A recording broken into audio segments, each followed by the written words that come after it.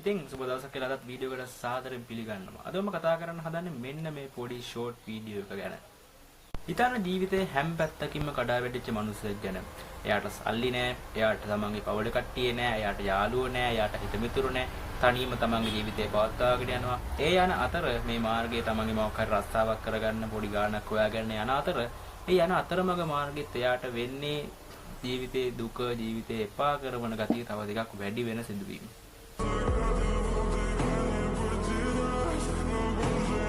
ඉතින් ඒ දේවල් ඒ විදිහට සිද්ධ වුණත් එයා ජීවිතය ගැන සහ තමන් ගැන ඒ තරම් ඍණාත්මක විදිහට කල්පනා කරේ නෑ. එයා තමන්ට පුළුවන් විදිහෙන් තමන්ගේ ජීවිතේ උඩට අරගත්තා. තමන්ගේ ජීවිතේ උඩට ඉස්සුවා.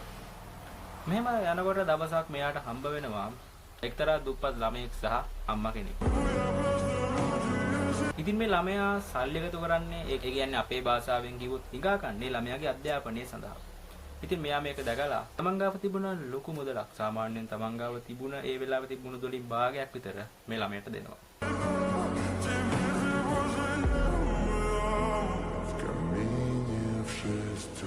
ඉතින් මේ ළඟ හිටපු කඩේ මිනිස්සයා මේක දිහා ටිකක් පුදුමෙන් බලනවා. සාමාන්‍යයෙන් හිතන්නකො අපි මොකක් හරි දෙයක් කරනවා නම් අපි සමාජයේ අපිට හිතෙන අපි යහපත් කියලා තියෙන දෙයක් අපි කරනවා නම් ඒකට අකුල් හෙලන, ඒක වැරදි, ඒකට hina වෙන මිනිස්සු ඕනි තරම් මේ ලෝකෙ ඉන්නවා. ඉතින් ඊළඟ දවසෙත් යනවා. මෙයා මේ දවසෙත් මෙයා තමන්ගේ සල්ලි ගාණෙන් වැඩි ප්‍රමාණයක් මේ ළමයාට දෙනවා.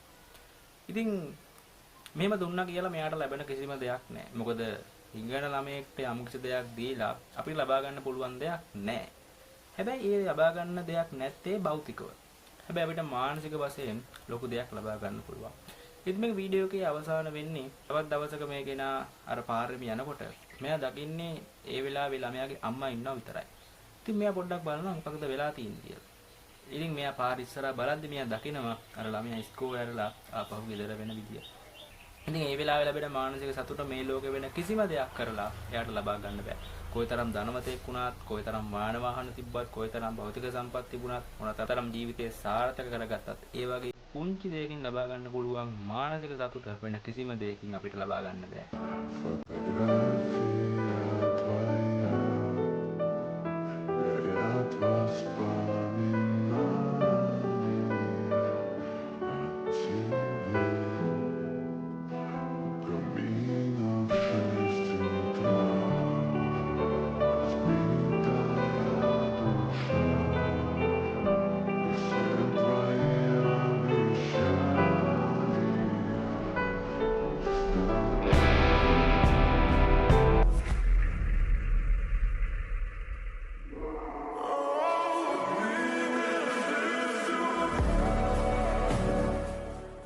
මේ සිදුවීම සිද්ධ වෙද්දී අර කඩේ මිනිස්සුන්ටත් මේක හිතා ගන්න බෑ. ඇත්තටම මෙහෙම දෙයක් වෙන්න පුළුවන්ද කියන ප්‍රශ්නාර්ථය ආගේ ඔළුවට එනවා. කොහොම වුණත් හුඟක් දෙනා කැමති නෑ තමන්ගේ ආවතිජන, තමන්ගේ සතුට, තමන්ගේ විනෝදය වෙන කෙනෙක් වෙනුවෙන් කැප කරන්න.